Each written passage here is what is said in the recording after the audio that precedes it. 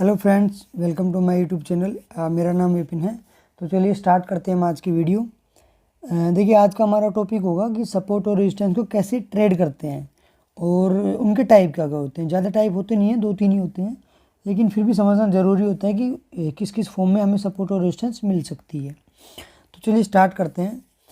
देखिए, सपोर्ट से सीधा क्लियर है कि भाई सपोर्ट का मतलब है जहाँ से प्राइस बाउंस होता है। अब वो किसी भी तरह से हो सकती है, यानी कि जो भी उसके टाइप हैं उसमें मैं आपको समझाऊंगा। रेजिस्टेंस का मतलब है कि प्राइस जहाँ से बार बार गिर रहा हो। अब वो भी हॉरिजॉन्टल भी हो सकता है या किसी और फॉर्म में भी हो सकता है। तो चलिए सबसे पहले मैं आपको सपोर्ट समझाऊंगा कि सपोर्ट किस टाइप की होती है।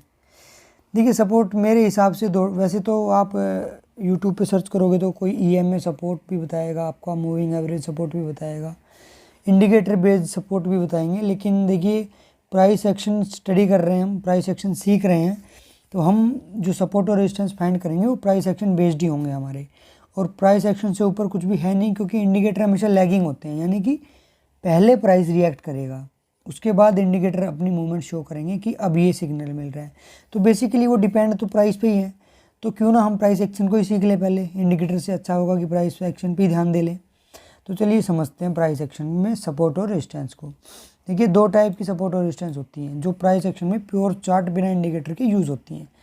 पहली हॉरिजॉन्टल, यानी कि स्ट्रेट लेवल मिलेगा आपको, एक पर्टिकुलर लेवल भी हो सकता है प्राइस, या थोड़ा ऊपर नीचे 5-10 रुपये का एक जोन भी हो सकता है। लेकिन मैं प्रीफर करता हूँ कि जोन ड्रॉ करूँ, क्योंकि परफेक्ट मिलना थोड़ा सा मुश्किल हो जाता है। मिल भी जाता है, ऐसी बात नहीं है। जैसे कि आप सामने चार्ट देख रहे हो, ये देखिए 1700 का जो लेवल है ना, प्राइस यहीं से बाउंस हो रहा है। लेकिन कुछ एक कैंडल है जो नीचे ओपन हो रही है, क्लोज हो जाती है नीचे, थोड़ा सा नीचे 1700 के नीचे क्लोज होगी। तो मैं क्या करता हूँ, इसमें जोन ड्रॉ कर लेता हूँ, थोड़ा सा 2-3 रुपये ऊपर 2-3 रुपये नीचे, तो वो थोड़ा अच्छा रहता है। तो पहला टाइप क्या हुआ कि स्ट्रेट लाइन या स्ट्रेट जोन। देखिए, ये जोन है, मैं इसे यहाँ शिफ्ट कर दूँ तो आप देखिए ये सपोर्ट ही तो है एक तरह की।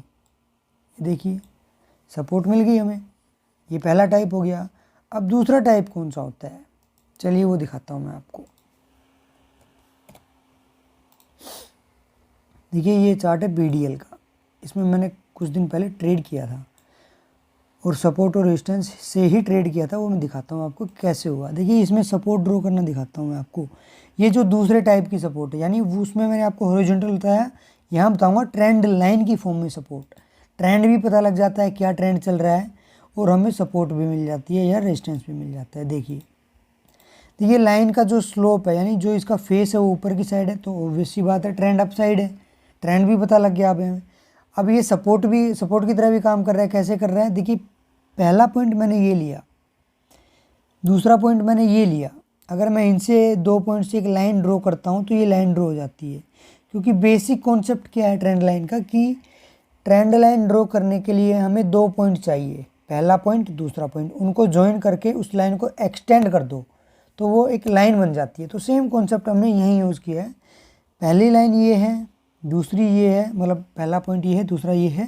तो मैंने इन 2 पॉइंट से एक लाइन ड्रॉ कर दी। तो देखिए, तीसरा पॉइंट भी इसी लाइन में है, चौथा पॉइंट भी इसी लाइन पे आया है, पांचवा भी इसी लाइन पे आया है। तो ये क्या चीज़ बता रहे हैं कि पहले 2 पॉइंट से मैंने ट्रेंड लाइन ड्रॉ करी है, और तीसरे ने, या फिर मतलब तीसरा हो, चौथा हो, पाँचवा, उन्होंने कन्फर्म किया है कि ये ट्रेंड लाइन एक्चुअल है।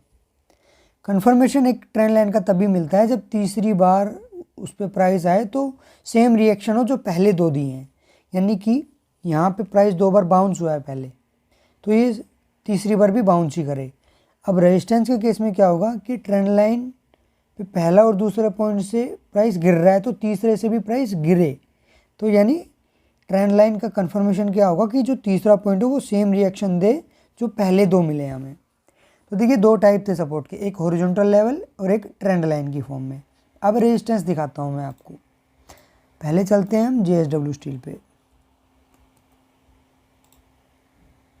ये देखिए, ये है हॉरिजॉन्टल सपोर्ट और रेजिस्टेंस। हॉरिजॉन्टल रेजिस्टेंस दिखाता हूँ मैं आपको। ये देखिए, क्योंकि मैंने जो जोन ड्रॉ किया है उसी से प्राइस गिर रहा है, और स्ट्रेट लाइन है, यानी कि मैंने स्ट्रेट जोन ड्रॉ किया है, तो ये हो गया हॉरिजॉन्टल रेजिस्टेंस।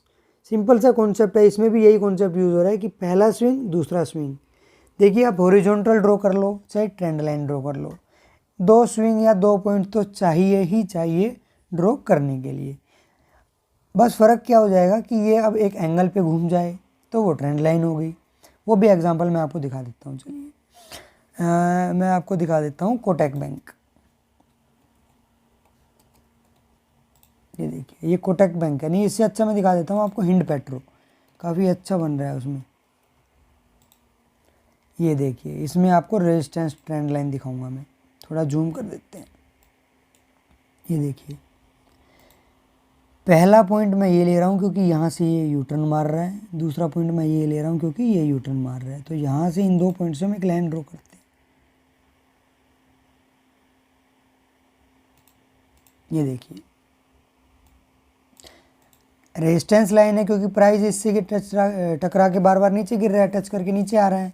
तो ये रेजिस्टेंस लाइन और ड्रॉ करने का सिंपल कॉन्सेप्ट क्या था कि पहला पॉइंट मैंने ये लिया, दूसरा ये लिया, वहाँ से मैंने इस लाइन को एक्सटेंड कर दिया।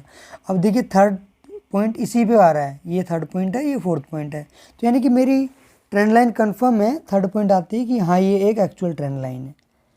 और ट्रेंड लाइन 2 से तो बन रही है, लेकिन मैं जो प्रीफर करता हूँ वो 3 पॉइंट की ट्रेंड लाइन या सपोर्ट हॉरिजॉन्टल लेवल जो भी हो, हॉरिजॉन्टल हो या ट्रेंड लाइन, जब तक उस पर 3 पॉइंट नहीं आएंगे मैं उस पैटर्न को, उस ट्रेंड लाइन को, उस सपोर्ट को कंसिडर नहीं करता हूँ। मैं तभी कंसिडर करूँगा जब उस पर मिनिमम हमें 3 पॉइंट मिलेंगे। तो देखिए, टाइप मैंने आपको बताए, काफ़ी सिंपल है।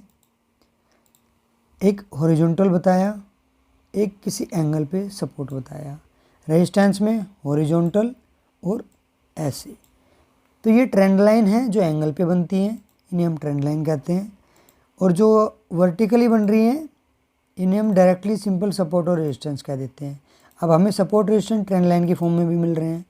कई बार क्या होता है कि जैसे इसमें तो देखिए मैंने ये ट्रेंड लाइन ड्रॉ कर दी, एक अकेली ट्रेंड लाइन है, इसके ब्रेकआउट पे आप ट्रेड करोगे, ठीक है। ये मैं सिर्फ टाइप समझाने के लिए एक बता रहा हूँ आपको। कई बार क्या होता है कि हमें सपोर्ट भी मिल जाती है और रेजिस्टेंस भी साथ साथ मिल जाते हैं एक ही स्टॉक में। तो उसमें क्या हो जाता है, उससे एक पैटर्न मिल जाता है हमें, उसमें एक पैटर्न बन जाता है, ठीक है। तो तब वो पैटर्न बन जाता है जब उसमें सपोर्ट और रेजिस्टेंस एक साथ आ जाते हैं। देखिए, यहाँ मैंने आपको ट्रेंड लाइन ड्रॉ करनी दिखाई, इसमें ट्रेंड लाइन दिख गई आपको। अब इसी में देखिए सपोर्ट भी है एक यहाँ पे, ये देखिए, इसमें रेजिस्टेंस भी है, ये जो है ये रेजिस्टेंस है, ये सपोर्ट है, और इसके बीच में ये प्राइस घूम रहा है, एक रेंज बना रहा है। तो ये जो पैटर्न बना है, इस पैटर्न को हम कहते हैं डिसेंडिंग ट्रायंगल, ठीक है। तो इसमें सपोर्ट भी है, रेजिस्टेंस भी है, और ये डिसेंडिंग ट्रायंगल मिल गया आपको। ऐसा नहीं है कि हमेशा सपोर्ट भी हो रेजिस्टेंस भी हो, ऐसा दोनों मिलेंगे। कोई एक केस भी मिल सकता है कि आपको सपोर्ट तो क्लियरली दिख जाएगी कि हाँ ये मेरी सपोर्ट है, लेकिन उसमें रेजिस्टेंस पॉइंट नहीं मिलेंगे। और रेजिस्टेंस पॉइंट मैंने आपको क्लियरली बताया कि चाहे हॉरिजॉन्टल हो चाहे ट्रेंड लाइन हो, 2 पॉइंट चाहिए। अगर 2 पॉइंट आपको अच्छे से नहीं मिल रहे हैं तो यानी कि उसमें रेजिस्टेंस नहीं है, लेकिन सपोर्ट मिल जाएगी। जब दोनों मिल जाएंगे तो कोई ना कोई पैटर्न बन जाएगा। तो पैटर्न के टाइप तो बाद में देखेंगे, अभी हमने सपोर्ट और रेजिस्टेंस को देख लिया है कितने टाइप के होते हैं। अब आता है कि इन्हें ट्रेड कैसे करते हैं। यानी कि जब भी हम आइडेंटिफाई कर लेते हैं, हम इसको वॉच लिस्ट में ऐड कर लिया स्टॉक को कि भाई हिंड पैटर्न में ये पैटर्न बन रहा है, लेकिन हम ट्रेड कब करेंगे, ये बहुत ही बड़ा क्वेश्चन उठ जाता है कि ट्रेड कब करेंगे, कैसे करेंगे। क्योंकि एंट्री बहुत इंपॉर्टेंट हो जाती है, सही एंट्री मिलना बहुत अच्छी चीज़ होती है, और वो भी प्रैक्टिस करनी पड़ती है। देखिए, एक सपोर्ट, मैं ये नहीं कह रहा कि ये सपोर्ट है तो ये हमेशा सपोर्ट रहेगी, ऐसा नहीं है। प्राइस इसके नीचे भी आएगा, और ये भी गारंटी नहीं है कि हमेशा सपोर्ट पे आने के बाद प्राइस बाउंस करेगा, नहीं भी करता है, नीचे निकल जाता है प्राइस, तो पैटर्न फेल हो जाता है। क्योंकि swing trader, as a swing trader मैं हमेशा बाय करता हूँ, और मैं बाय हमेशा ब्रेकआउट पे करता हूँ। यानी कि जब रेजिस्टेंस के ऊपर कोई कैंडल क्लोज होती है मैं तभी बाय करता हूँ। मैं सपोर्ट पे काम नहीं करता हूँ, ड्रॉ करता हूँ पैटर्न आइडेंटिफिकेशन के लिए, लेकिन मैं सपोर्ट पे कभी ट्रेड नहीं लेता। मैं हमेशा रेजिस्टेंस के ब्रेकआउट पे ही ट्रेड लेता हूँ। तो मैंने ये पैटर्न ढूंढा हुआ है, ये वॉच लिस्ट में ऐड है। अगर ये देखिए ये प्राइस नीचे निकल जाएगा ना, कोई कैंडल नीचे क्लोज आएगी, तो मैं इस पैटर्न को इग्नोर कर दूंगा, मैं इसमें ट्रेड नहीं करूँगा, क्योंकि पैटर्न मेरा ख़राब हो चुका है। अगर ये यहाँ से बाउंस करके जब इस ट्रेंड लाइन के ऊपर कोई कैंडल क्लोज करने वाला होगा तब मैं इसमें एंट्री करूँगा, और मेरी श्योरिटी क्या होगी कि हाँ ये ब्रेकआउट कन्फर्म है। मैं हमेशा एंट्री करता हूँ 3:30 बजे के और 3:25 के बीच में। क्योंकि प्राइस इस ट्रेंड लाइन के ऊपर होना चाहिए, और इतना नहीं कि बिल्कुल ट्रेंड लाइन के पास ही है, क्योंकि क्या पता प्राइस 1 मिनट के अंदर 2 रुपये भी नीचे आ गया तो नीचे क्लोज हो गया। मैं प्रीफर करता हूँ कि थोड़ा ऊपर हो, ताकि क्लियरली विजिबल हो कि हाँ भाई प्राइस ऊपर चल रहा है। तो ये मेरा एंट्री का करने का एक क्राइटेरिया है। मैं ब्रेकआउट को ऐसे ट्रेड करता हूँ कि जो रेजिस्टेंस जोन है, चाहे वो हॉरिजॉन्टल हो चाहे वो एक ट्रेंड लाइन की फॉर्म में हो, तब उसके ऊपर कोई कैंडल क्लोज होने वाली होगी 3.25 और 3.30 के बीच में, मैं तब एंट्री करता हूँ अपने रिस्क मैनेजमेंट पोजीशन साइजिंग को मेंटेन करते हुए। और दूसरी चीज़, मैं पैटर्न के अलावा सिंगल सपोर्ट या सिंगल रेजिस्टेंस पे काम नहीं करता हूँ। मुझे पैटर्न ज़्यादा पसंद है, क्योंकि मैंने जब इनिशियल डेज़ में पैटर्न पे काम किया था, मैंने हर चीज़ पे ट्रेड लिया हुआ है, support, resistance, trend line, EMA, moving average, indicator को भी फॉलो किया है, पैटर्न्स काफ़ी सारे पैटर्न फॉलो किए थे मैंने, 200-300 ट्रेड लिए थे।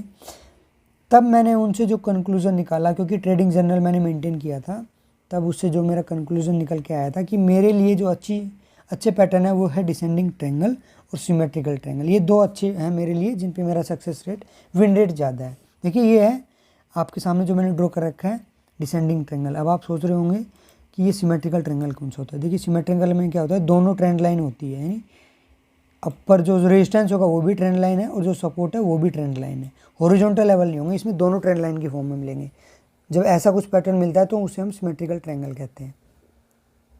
काफ़ी इजी है, बस ये एंट्री आपको ना थोड़ा कंट्रोल करना पड़ेगा। अर्ली एंट्री नहीं करनी है, यानी कि जब तक 3:30 बजे के आसपास आपको ये श्योरिटी ना हो कि हाँ प्राइस काफ़ी ऊपर चल रहा है, तब तक एंट्री नहीं करनी है। पैटर्न स्टार्टिंग में थोड़ी दिक्कतें होती हैं ड्रॉ करने में, थोड़ा गलत हो जाता है, ट्रेंड लाइन टेढ़ी मेढ़ी हो जाती है, तो इससे एंट्री पॉइंट होता है थोड़ा इफेक्ट हो जाता है।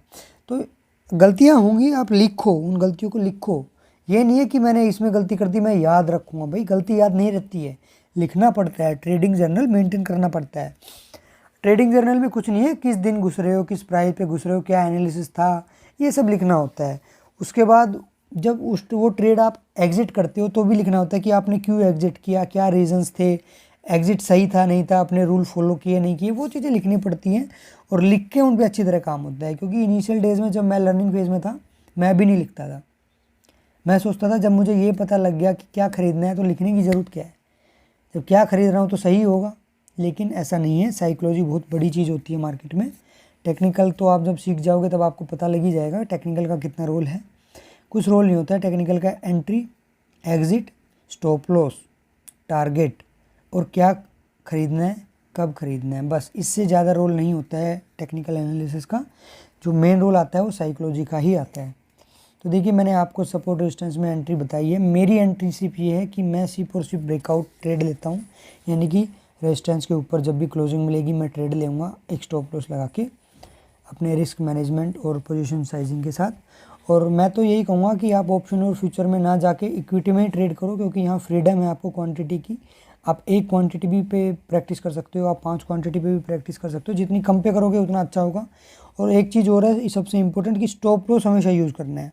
चाहे आपका एनालिसिस कितना गंदा हो, आपका टेक्निकल कितना गंदा हो, एंट्री भी गलत की हो, लेकिन स्टॉप लॉस हमेशा, आपकी कैपिटल हमेशा बची रहेगी।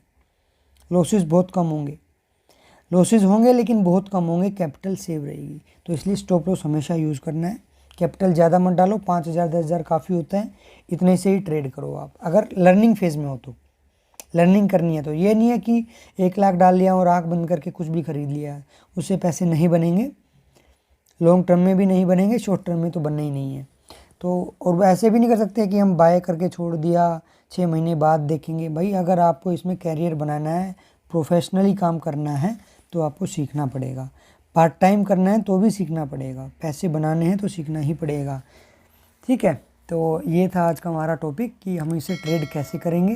ट्रेड करना काफ़ी इजी है। पहले आप पैटर्न को, सपोर्ट रेजिस्टेंस को आइडेंटिफाई करना सीखो। उसके बाद जब भी उसका ब्रेकआउट होता है, यानी उसके ऊपर कोई कैंडल क्लोज होती है, तब उसमें हमें एंट्री करनी है। ठीक है, कोई कन्फ्यूज़न आए तो आप कमेंट सेक्शन में अपना डाउट लिख सकते हैं। तब तक के लिए thank you so much. Video को देखते रहिए।